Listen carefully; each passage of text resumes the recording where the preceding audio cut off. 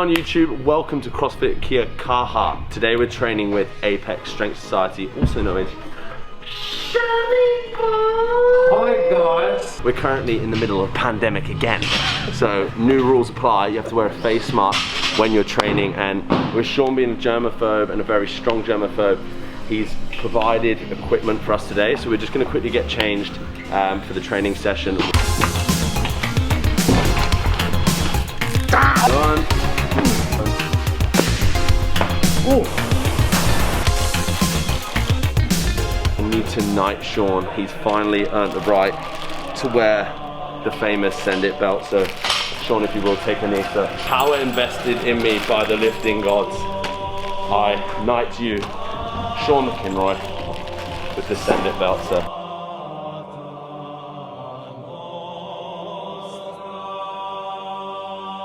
Thank you, sir. You're very welcome. You're now in the knighthood. How do you get into this illustrious club? Squat over 240 and be a sick guy. If you're not a cool guy, then yeah. Look at that. Sexy. Oh, I just got a stiffy. Oh. What are we gonna do today? Clean and jerk. How heavy? Can you jerk? I can try power jerk today. Yeah. Tell them what you're gonna do. There's some heavy shit until I can't anymore. Ready, guys? Let's do this. Leroy Dragons! 170 you did last week. 2 weeks ago. What's the most you've jerked with that? 140? I did 5 singles at 140 last week. That was comfortable. Challenging, but comfortable. So 150 or 160? I'd like that. 150 is my PR. 160 will look good though. 160 will look much I'm better. all about plate stack. As am I. As am I. This is why we get on so well. I'm gonna power clean probably. Legs a bit toast. Yeah, they are, man. I did squats on Monday and I went up to 210, did a wave, doubles up to 210 pause, then went back down and went 190, 170, 160, 180, 200 on the back down, so just waved up, waved back down, and then waved back up. Yuck. Yeah, so I'm just stiff. And then we had a few beers. Beers, get on the beers. Which probably didn't help with recovery. Yeah, totally. Here's a little trick. Always put the knee supports on underneath the leggings. That way not only do you stop yourself from cutting your shins, but it means you won't clip the top of the knee support when you're pulling, and you don't have to keep pulling them back up because they slide down. These will keep them in place. Always one size down in the lifters. Nice and tight like a toiga. How many misses do you let yourself go to in a session? Depends what I'm missing. I usually don't, as much as I like to challenge myself, I usually don't set the expectation bar too high.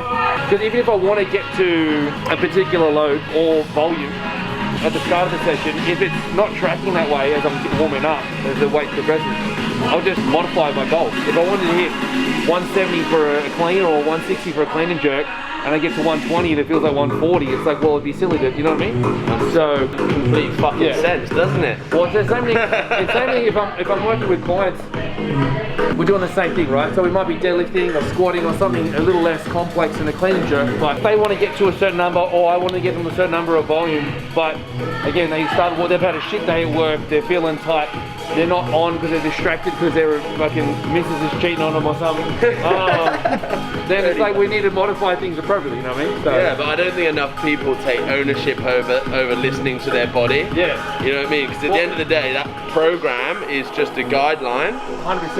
And you've got to take ownership sometimes if you've been out on a bender or been out drinking the night before. That's a big one, right? You're probably not going to achieve the same weights that's written on your program as you would do when you're fresh.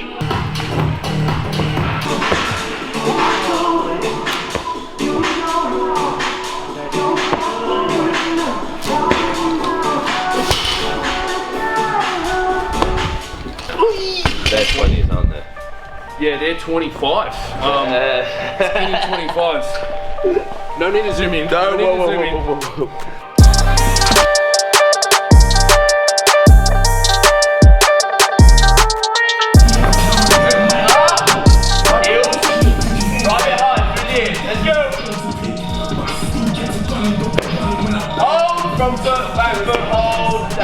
Quick one here, obviously I'm doing power cleans.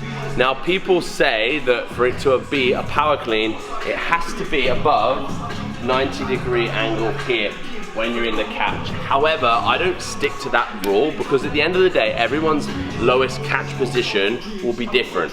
If your full clean is like this, basically a power clean, you could argue that everything that you do is a power because you're pretty much on 90 degrees. However, when I clean, my bollocks nearly hit the floor.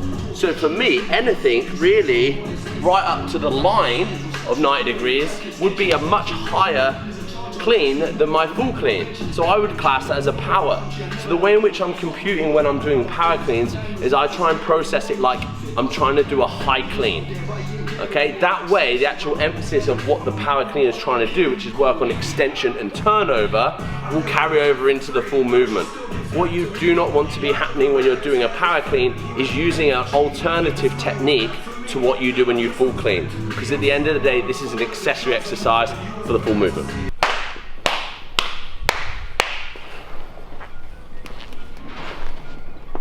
A bit of chalk up here just in case the bar's like...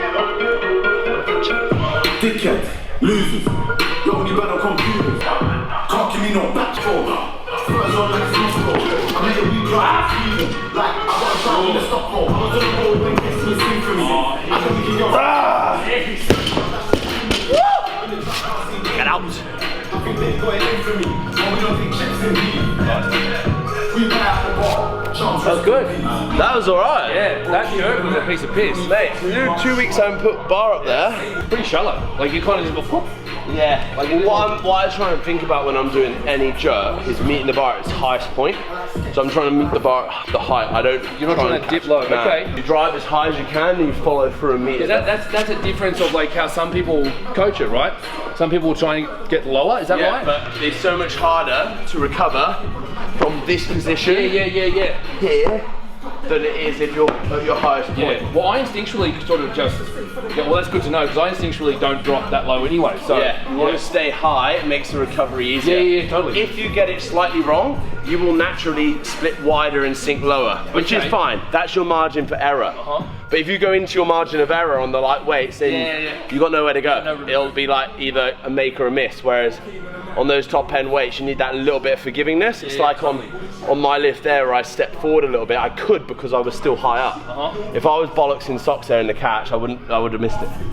Makes sense. So now what, bro?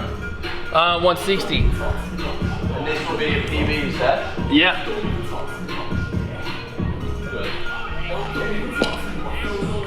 Don't change anything, just try and visualize when you catch this clean, coming straight out. Yep. Don't just let it bollock you in the bottom, because I know your legs are strong enough to stand up, but save the energy for the jerk. Come on!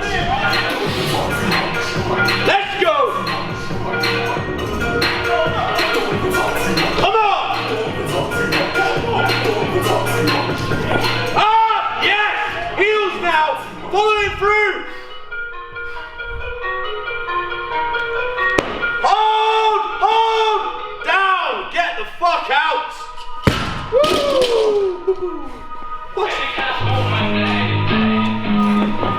Yeah, boy.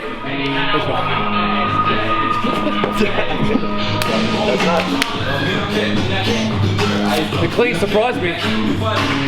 You know, you catch it well and you get like, oh. You caught the timing right there. And I didn't get the left one there through as much. In my hand it wasn't sitting as sweet, so try to reposition it, but then not overthink it at the same time. Stoked with that, Yeah, good. I'm gonna do one more. Yeah, I'll have another crack at that. Yeah. So we had 2 singles at 16, and we'll drop down and do 3 sets of the cycling. What weight are you thinking, cycling? 140 for 3s, I think would be nice.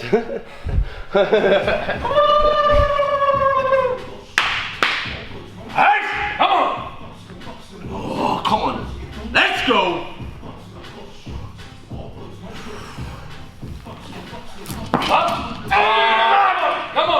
Come on!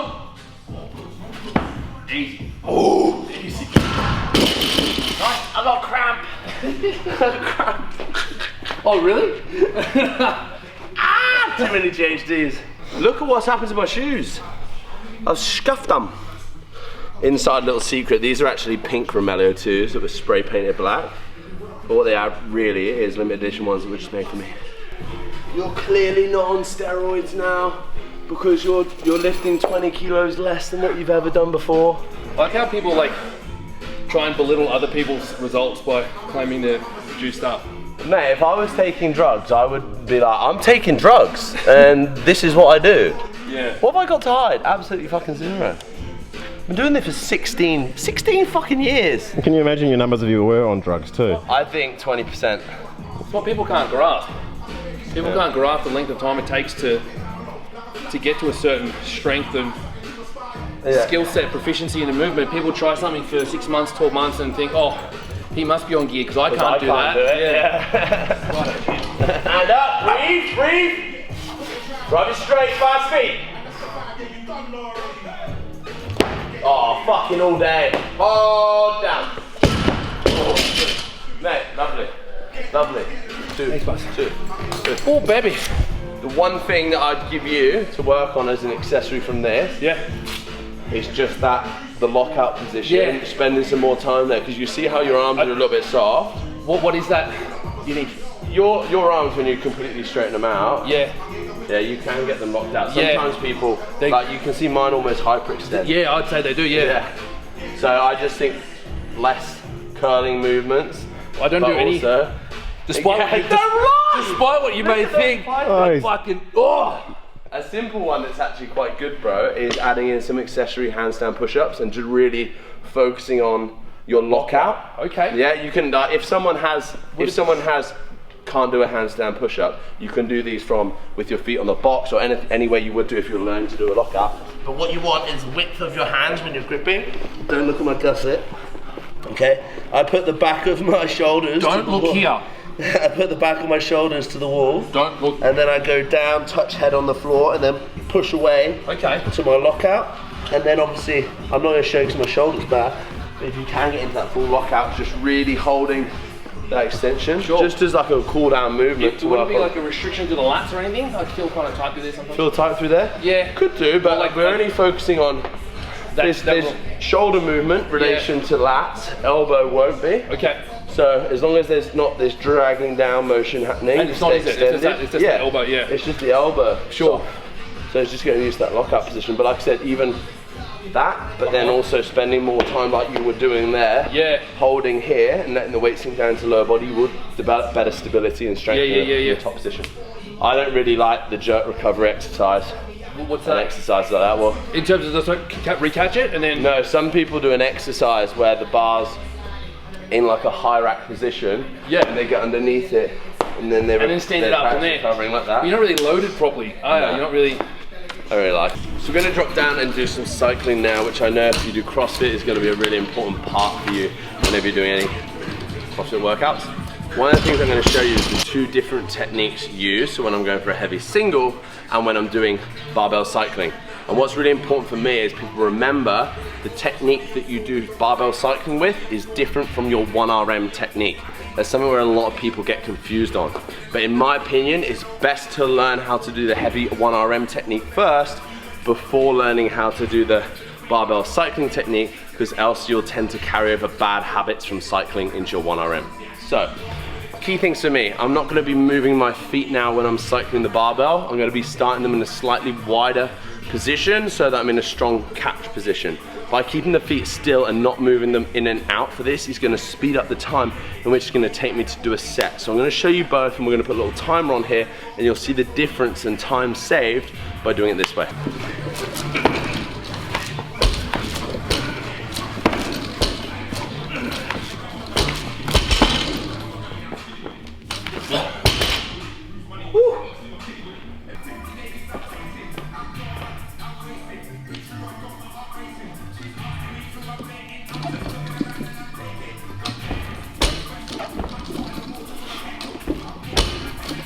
Worked on cycling, so I'm just so trying and helpful because I'm stiff through there. That helps me get my elbows through because I'm not getting under it as much.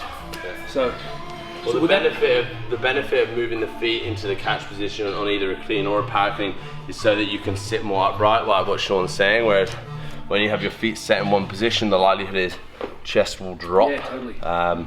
Which is why I just start them a little bit wider than my normal start position, so it's kind of in between the two when I'm cycling. Do you use that as a somewhat of a drill to work on elbows speed? Because I know you said like, I need to get my elbows through more, because I'm not moving my feet to then help assist that. I need to get my elbows through, otherwise I catch it like that. Well, does that make sense, or? Yeah, I probably wouldn't use that drill, but the speed in the elbow turnover will come through from when you strike here, keeping the bar close to the body. So what I'm thinking about doing is letting the bar rise up, so shoulders through the ears, and then elbow, I think about driving straight through. Yep. Whereas a lot of people get confused and think clean is that. Yep. But what happens as soon as the hands move this way is hands get higher than elbow, distance between me and the bar gets greater. I either have to move forward to receive it, or it's going to slow down the turnover. So if I was to give you advice on speeding up that turnover, just think when you extend, elbow higher than hands, and turning through like that as opposed to like that.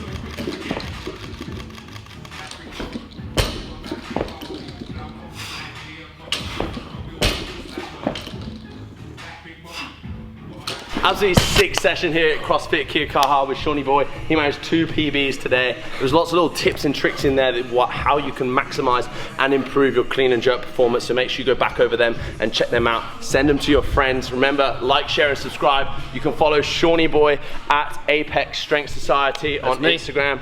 He puts, tell me about the content that you put up on your page. Tutorials, so they're for everyone. Everyone can improve on any lift in the gym, so that's what I try and cover. I explain it well, simply, whether you're a coach, whether you're a trainee in the gym, perfect for everyone. That's why I love him. He keeps it simple and extremely informative and funny as well, actually, for a big bold bloke. Take care, guys. See you soon.